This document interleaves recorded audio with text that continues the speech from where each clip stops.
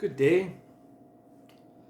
So I just put up a video about, are you a spiritual teacher or are you running a business? And I have another situation that came up, and it's a little more, it's to do with virtue, true virtue rather than perceived virtue. I got invited to a music kind of healing night, and when I got there, it was I felt just a weird vibe in the room, and it just seemed very much like church, and I feel very uncomfortable with church.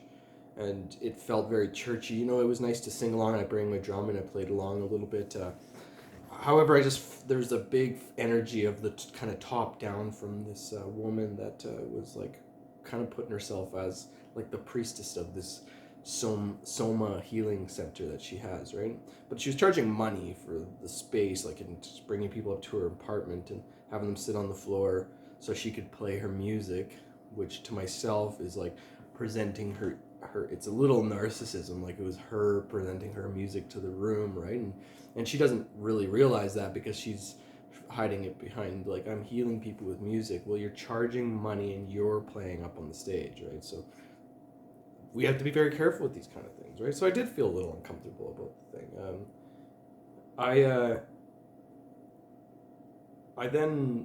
I wanted to put that off on my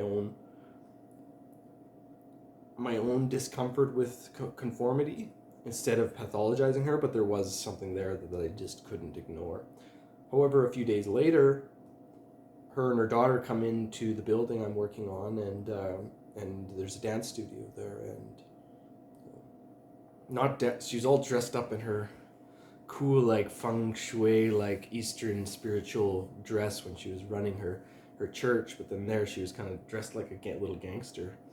And so was her daughter, and they go in and dance, and we're cleaning up the building, and I have a buddy that's helping me, and he's shaggy, kind of like me too. He's probably more shaggy than I am, and wears hippie clothes, and her daughter, like, had to walk by us while we were cleaning, and I watched her do this, like, most insensitive kind of like judgment face thing, like this, like looking at the guy that was helping me, which is one of the most kind fellow I've ever met.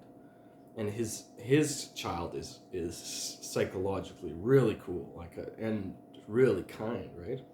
And much younger than her. And so this, like, spiritual teacher has this daughter, and I people are like, oh, you're judging a kid. Kids are just mean. That's how they are. Well, no. I remember kids in high school, and those were the kind of kids I did not like, because they were the cool kids that were judgmental because their parents raised them that way, right? So I find this very interesting that this woman is running these, like, healing centers and getting all these bows from her communion when her child, which is the pudding in her life, is judgmental upon somebody because of how they look, right? And the person that she's judging upon actually is beautiful, and his child is very smart and intelligent, and I'm not saying she isn't. I know nothing about her besides that kid, besides that she made that silly judgment. However, I would just be like, oh, that's just a girl being a girl and judgmental, you know what I mean? That happens, right? However, her mother is putting herself up as some kind of virtuous spiritual teacher when her daughter is doing things like that.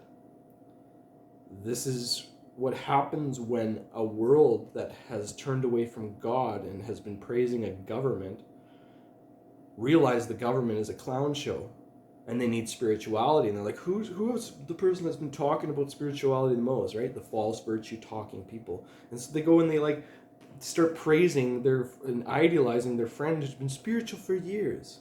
Well, it's people that have their crosses out and are pointing them in your faces, people that are telling you all how spiritual they are all the time, are actually likely the least spiritual. Okay? Are you a spiritual teacher and spiritual healer, or are you running a business? Make a decision. Okay? And don't claim you're some kind of savior to these people if you can't even manage your own life or manage the morality of your own family. Much love.